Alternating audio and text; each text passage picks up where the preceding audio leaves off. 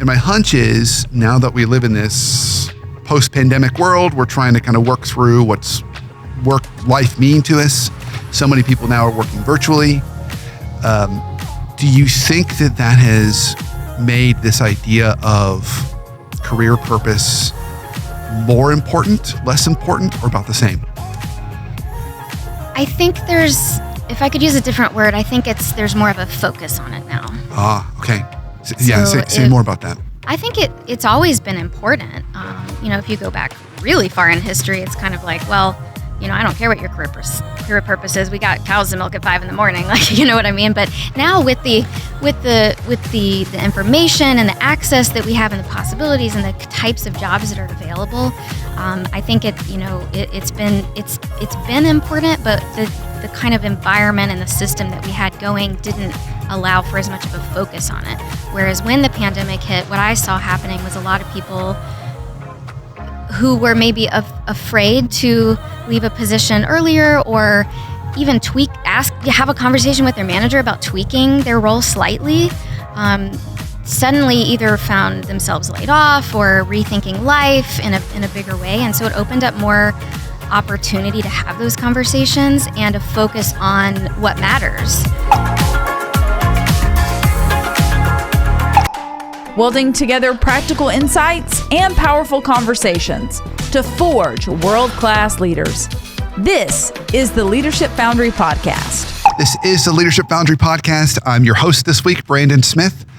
And this week, we are going to talk about career purpose. So as leaders, we know it's always great to have a sense of purpose, communicate that sense of purpose to our teams. But it really begs that question, what's my purpose?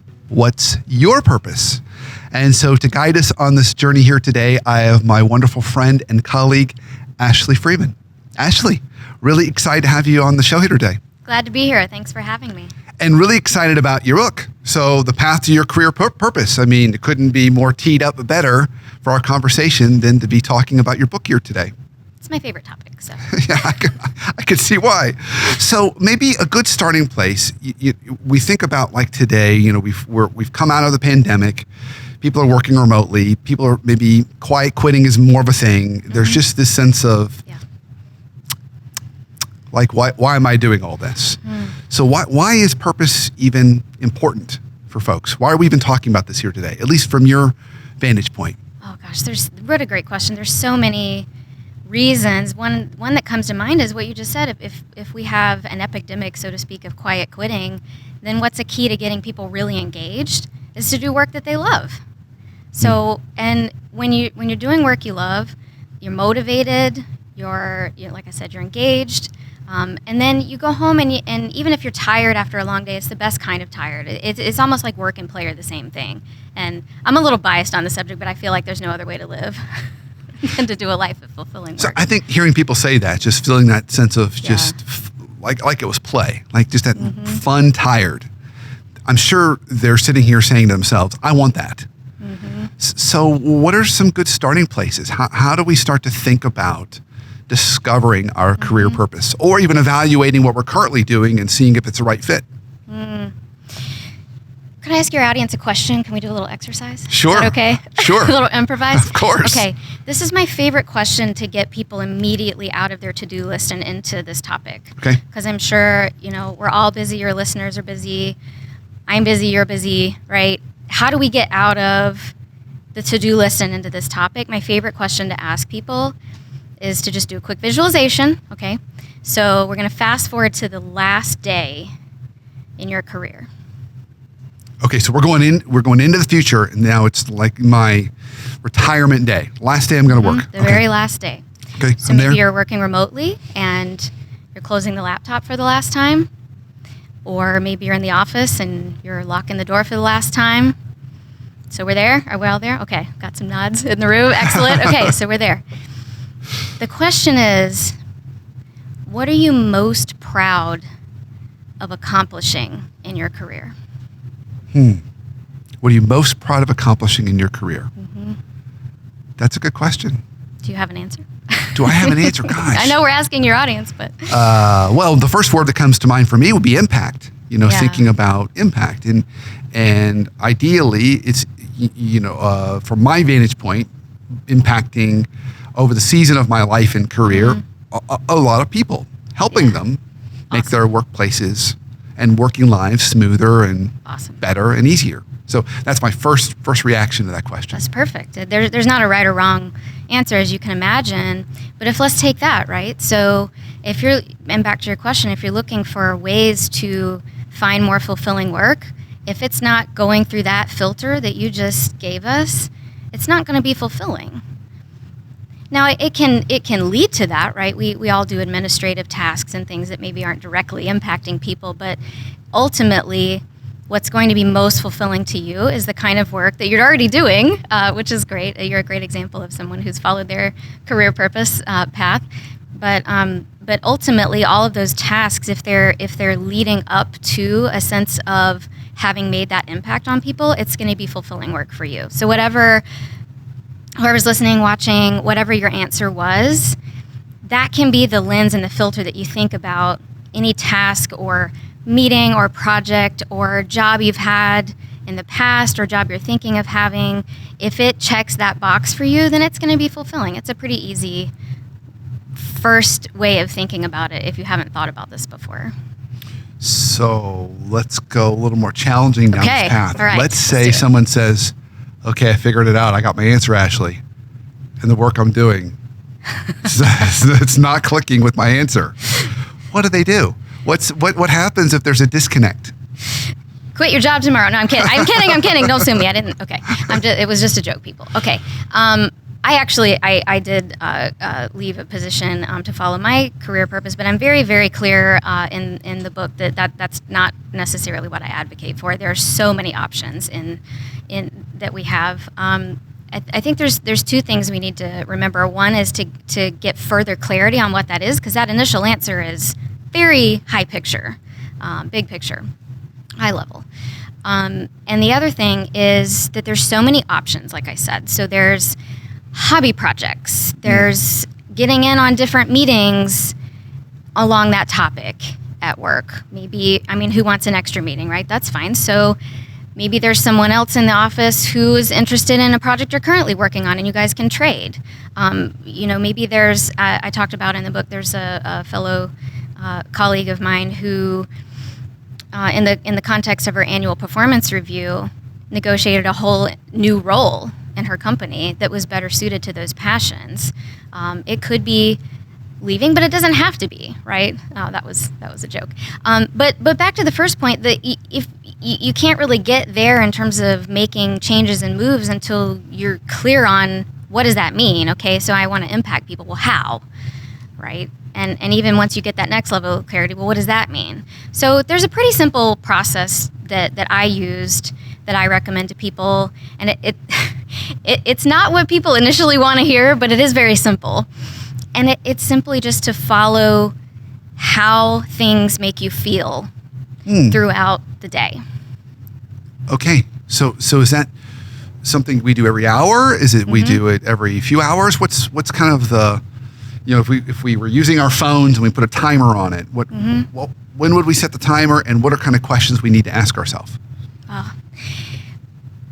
As often as possible would be my answer. It's something that doesn't, again, we're all busy. It adds negligible time to, it's just a different focus as you're going throughout your day. Just noticing is really all it is. Like, maybe not easy, but simple. So absolutely, you can, if it's not something you're used to thinking about, set a timer. And, have a little pop-up on your phone that says, how did you feel about that meeting? Or how did you feel about that project you just did? Sounds soft, but we can get into the science in a second if you want. But having that awareness and just noticing in the moment, that's all you got to do is, do I feel a sense of excitement and I'm pulled toward that activity? Or do I feel a sense of resistance and this is like the last thing I want to do, and if I never had to do it again, it would be a day too soon?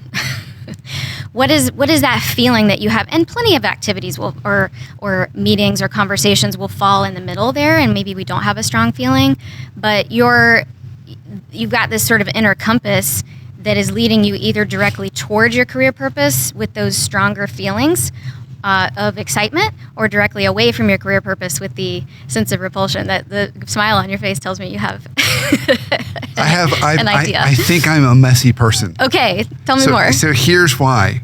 I have both those experiences on the other side of events. Okay. So I'll dread an event because I'm stressed out about it, or it's a large group of people and I'm nervous. And then I'll finish the event and feel very fulfilled and rewarded, like I was meant to do that. But the experience leading up to it was not fun. But there was a feeling of reward and purposefulness after. Yeah. So I'm like this is good. battling these two different emotions on either end of this experience. Yeah, I'm really glad you asked this because I've had similar experiences. And by the way, this is something that I still 10 or 11 years after figuring this out am having to do every day. It's a discipline. It's a focus. It's an intentional thing. In that situation, what I would ask myself is one of two questions. They're very good coaching questions. I know we're both coaches, so we love a good coaching question. One would be, where is the resistance coming from? So whenever I feel a sense of resistance, to me that's information, that's data. Where is the sense of resistance coming from? Is it the wrong audience? Is it maybe I don't have my message clear enough? Is it the wrong client, the wrong fit for me? What is the resistance coming from? It's such important information. And the other question would be, what is it about the fulfilling part that you really enjoyed? And then we can kind of reverse engineer it. So let's say for you, let me ask you, what is it about the things, let's say you do have that sense of resistance leading up, but afterwards you feel that sense of fulfillment. What is it about that was so fulfilling to you? See, it's messy. And it's still messy. And it is, and I think it's even more messy post-pandemic. So leading up to it, it's just, gosh, it's going to be a lot of people. I'm going to be on stage. It's much easier and less stressful to just stay and work out of my home office. Yeah. Do the session virtually. Much easier. And then when I finish, I say, oh my gosh, it was all these people. And it was so great to be around all these people and have all these connections and hear them ask questions. And it almost feels like a sense of community. So the resistance in the beginning was, the introvert in me is saying, I don't want to go do that. And then when I finish, I'm feeling really rewarded because it feels like a sense of community and connection. Okay.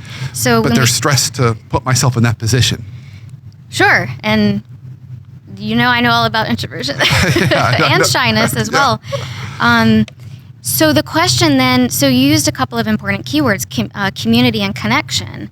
So when we have that answer, if that's what it is about it that's fulfilling to you, then there are ways, or are there, maybe I should ask you, are there ways to feel and find a sense of community and connection that don't involve the part leading up to it that gave you that sense of resistance?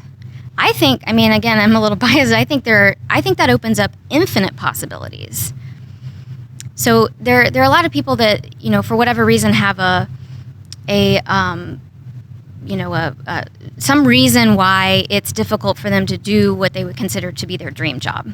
So one example I wrote about in my book is, let's say your dream job is to be a tour bus driver. But the job requirement is you got to be able to lift 50 pounds, and you're Little Miss Petite like me. I'm 5'0". Okay. Does that mean it's over, dream over, you can't do it? Not necessarily. If we use this question, what is it about that you enjoy? And let's say in your case, it's the community, the connection, right? Well, is there a way to get that sense of community, that connection that doesn't involve lifting 50 pounds? Because I'm pretty sure that wasn't the part of the job that you were dreaming about. Oh, I can't wait to get there and lift 50 pounds. Woohoo. Right. So what if you are giving the verbal guided tour and you get to ask people about their day as they're coming on the bus? There you have it, sense of community and connection. You subcontract someone else to help lift the luggage, and problem solved. Or you record videos that give tours of communities, and forget the bus, right? There are different ways to get what's fulfilling about it to you without getting so in the weeds about it has to be this specific kind of job or that particular kind of engagement that you're talking about, whatever that is. It's interesting. It does open up some other possibilities I hadn't thought about. Like even recording videos and using those videos, maybe even in the presentation I'm doing live. There you go. On the first blush, it sounds awkward, but maybe it actually could work. Could do some things that might make it a little bit easier for me. So I'm going to take the example I gave and broaden it a little bit because I've got a hunch. And my hunch is now that we live in this post-pandemic world, we're trying to kind of work through what's work life mean to us. So many people now are working virtually. Do you think that has made this idea of career purpose more important, less important, or about the same? I think if I could use a different word, I think there's more of a focus on it now. Okay. Say more about that. I think it's always been important. If you go back really far in history, it's kind of like, well, I don't care what your career purpose is. We got cows to milk at 5 a.m. Like, you know what I mean? But now with the information and the access that we have and the possibilities and the types of jobs that are available, I think it's been important, but the kind of environment and the system that we had going didn't allow for as much of a focus on it. Whereas when the pandemic hit, what I saw happening was a lot of people who were maybe afraid to leave a position earlier or even have a conversation with their manager about tweaking their role slightly, suddenly either found themselves laid off or rethinking life in a bigger way. And so it opened up more opportunity to have those conversations and to focus on what matters.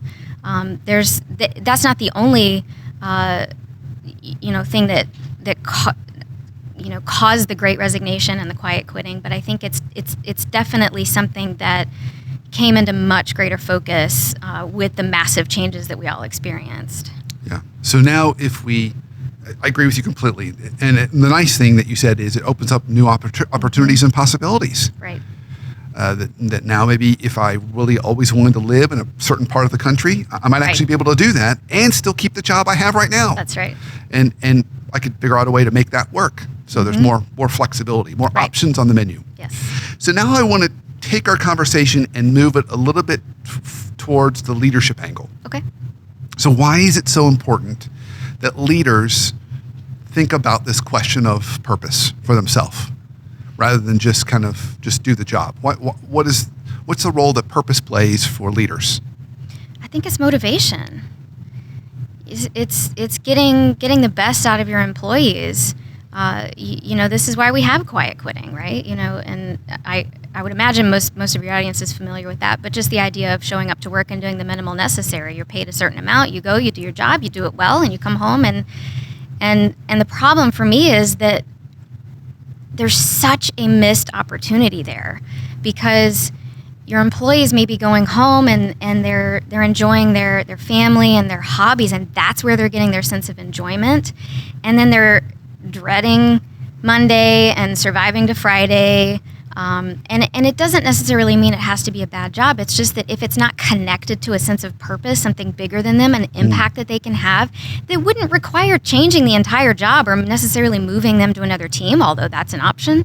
But even just tiny tweaks, or even one of the things that we've talked about at the Leadership Foundry is the why ladder, right? Yeah. Even just as simple as getting on paper or on a whiteboard, why do we come to work every day? Okay, why does that matter? Why does that matter? And why does that matter? And eventually, no matter what you're doing, you get to something like impacting people's lives. And even just teasing that out, even if you don't change the job at all, gives people a sense of, oh, this, you know what? I'm coming to work today and I'm changing people's lives. I'd be more motivated to go to that job than the one where I'm, just doing some small administrative task, right?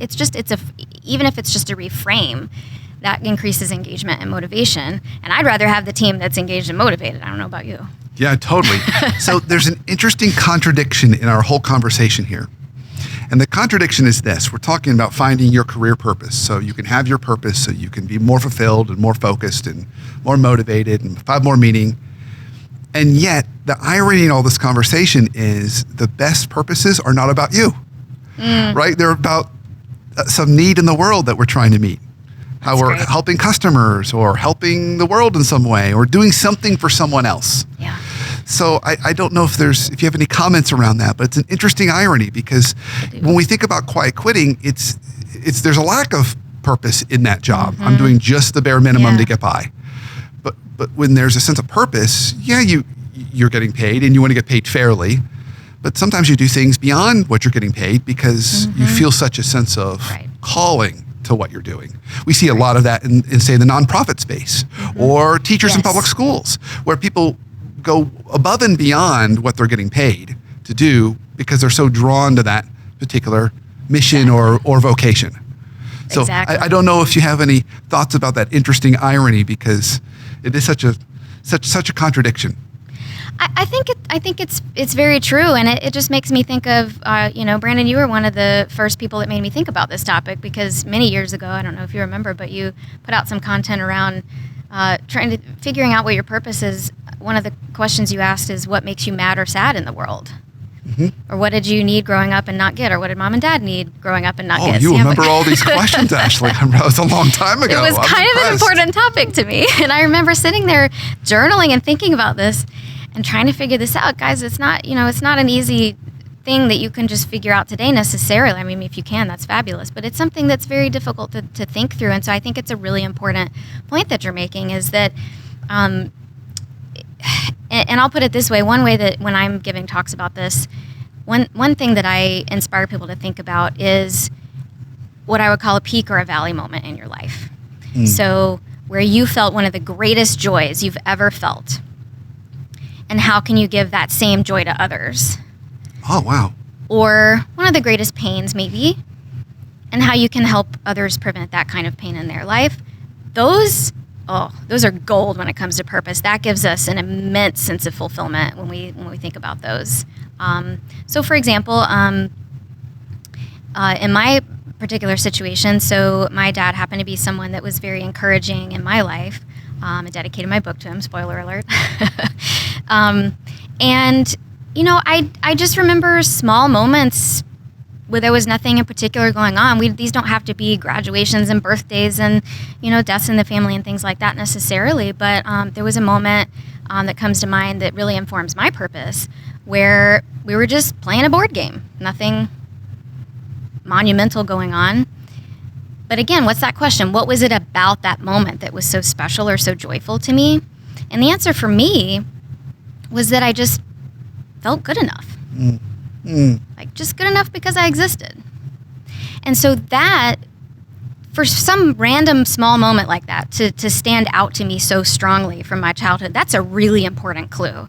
And hopefully your audience can think of something that, again, is either immensely joyful for them or was a great pain that they could prevent for others.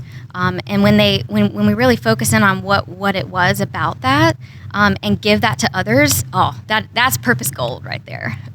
I love that. Those are great questions to ask. Not only those peaks, but also those valleys. Yeah. How you can either give that thing you got to others, or help walk with someone going through a pain maybe that you went through. Yeah. Can also be meaningful. Well, this has been fantastic. I feel like we've just kind of scratched the surface. Is there anything in the book that we haven't talked about yet that we should have, that you'd like to add before we start to wrap up? Sure. I'd like to talk to the skeptics for a second. Okay, because I like that. When I use the word feelings, I get a lot of eyebrows go up, right? Touchy-feely. What is she talking about? So, I'm a skeptic too. So, and my background was largely in medical research, and then I went to business school where we met. So everything's about data for me. So I was like, okay, we got to find some data to talk about this, because I can't just go around saying, "Oh, listen to how you feel." Isn't that sweet? Not that I'm dismissing that by any means, but it's not the kind of thing that most people are real quick to adopt, right? So when I looked into some of the neuroscience behind this, what I thought was really, really fascinating is that what I'm talking about is in one part of the brain, emotions, for example. And then the data that we typically look at, the salary, compensation data, the job description, the known facts and logic, are a whole different part of the brain. Okay.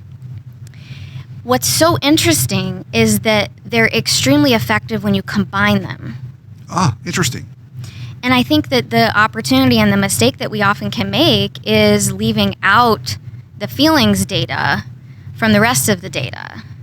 And when we integrate them, that's when they really shine, and we can find the kind of job that fits our skills and our background and our experience and our salary needs and so forth, and also be fulfilling. So that's what I would encourage your audience to think about. Is it's just another data point that we just forget. So reminding them that checking in with how you're feeling before, during, after some kind of a moment or piece of work or project is a really important data point, in addition to the metrics that might be wrapped around that. So we don't want to throw that out, please. Yeah. That's not what I'm saying. Keep the logic into the equation. But yeah, it could even be what somebody else is doing, or something you see in a movie. You could find these moments anywhere. It's like I said earlier. It's about intentionally noticing them, and it takes negligible time to do that. Yeah. So Ashely, every guest I have on the Leadership Foundry podcast, I ask them this kind of final question. Do you have one practical tip for us, for the leaders listening today, that they could put in their toolkit that would start making them a better leader starting tomorrow? And there's no right or wrong answer to it. It's just whatever comes to mind for you. Along the lines of what we've been talking about, I think that not just living intentionally is what I would kind of tell broader audiences, but to the leader, oh man, in a world of great resignations and quiet quitting and layoffs and everything we're going through and disengaged employees, what an opportunity to get to know yourself and what motivates you so that you can then lead that team from a place of passion. And again, we don't give up the metrics and the goals and everything, but to add that to your leadership toolkit, oh man, I'd much rather work for that leader. Well, what an opportunity we have for the leader to practice and model this, and then the team feels safe speaking up and saying, you know what, I'd really like to do more of this other project. Is that something we could discuss in our next touch base? Yeah.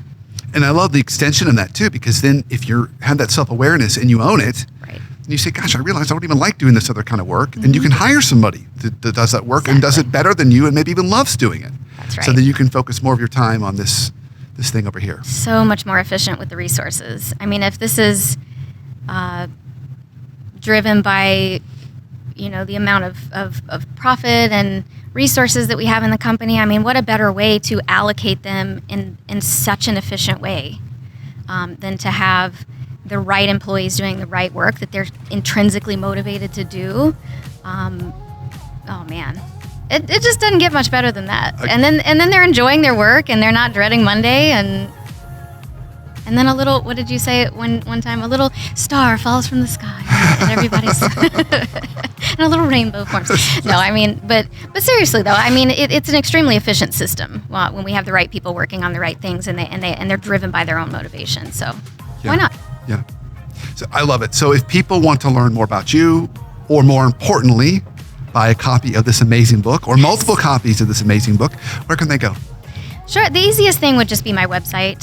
So flourishingworkllc.com. Flourishingworkllc.com. That's right. So you'll find everything you need there. How to find me, different social media, link to the book, whatever you need. Fantastic. Ashely, as always, thanks for coming on the show. Thank you. It's been a pleasure. Welding together practical insights and powerful conversations to forge world-class leaders. This is the Leadership Foundry Podcast.